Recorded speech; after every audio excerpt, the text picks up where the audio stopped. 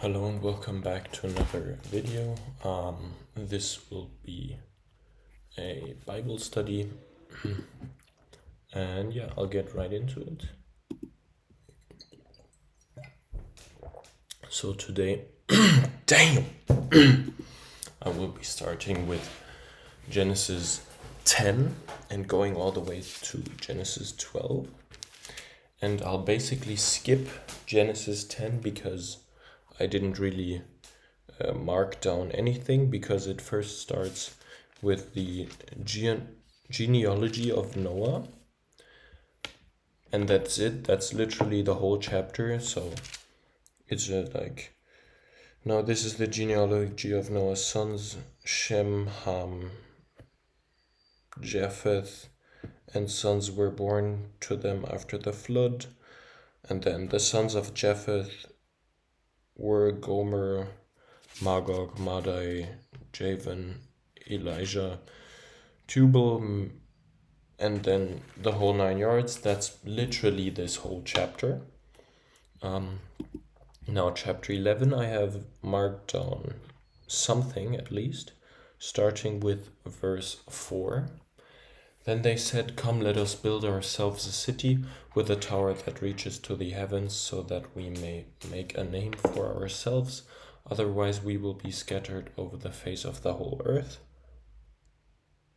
And that's just the people talking about building the Tower of Babel, and then wanting to be recognized, wanting or being arrogant enough to say, we can reach the heavens, we can be on the same, I guess, level as God.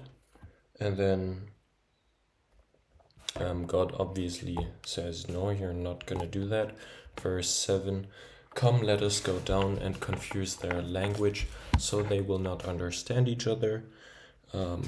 Basically, the punishment for wanting to be equal to God is, I guess in this case, foolishness, because they can't communicate with each other anymore. And I don't know if you've ever, most of my audience comes from the US, if you've ever tried to speak with someone that doesn't speak English and you don't speak their language.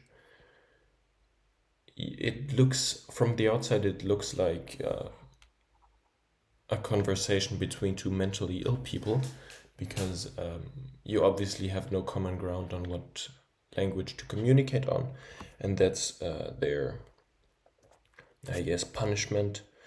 And after that, in verse 8, "So the Lord scattered them from there all over the earth, and they stopped building the city." So they even had to give up on their massive project.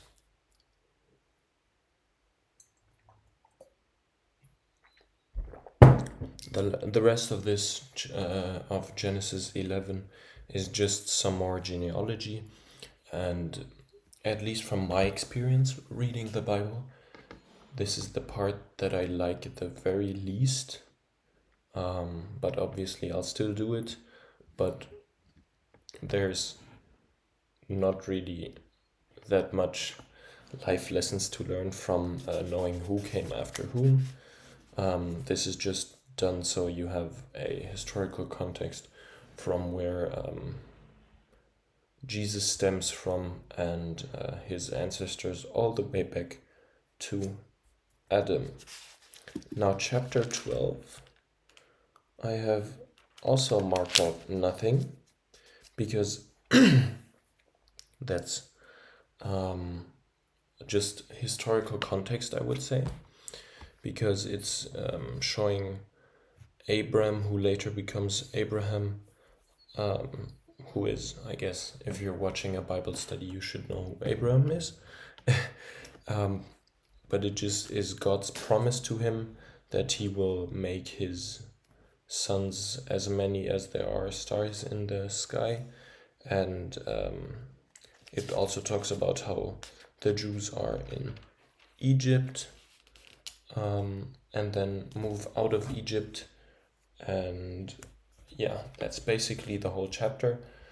Now I will make a video directly after this, starting from Genesis chapter 13 all the way through 15. At least there's a bit more things that I marked, but yeah, that's all I had for those three. I guess at least you can learn something from every one of these chapters, but if I want to make or talk about the really important stuff that most people can relate to, that's not really there in a lot of these chapters. That comes more when you're in Proverbs or the New Testament. But yeah, see you in the next video. Bye.